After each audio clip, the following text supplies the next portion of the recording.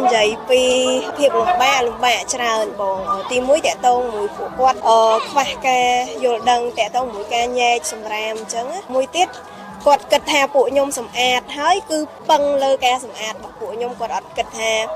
ដើម្បីឲ្យស្អាតហ្នឹងគឺចូលរួមពីគាត់ដែរមានពេលទៅចុះសម្អាតអញ្ចឹងគាត់និយាយថាចេះសម្អាត10ឆ្នាំ100ឆ្នាំទៀតគាត់អស់ដែរប៉ុន្តែគាត់និយាយអញ្ចឹងហើយគាត់តម្លាក់សម្រាមមកដដែលអញ្ចឹងជាការសំណូមពររបស់ខ្ញុំដើម្បីឲ្យ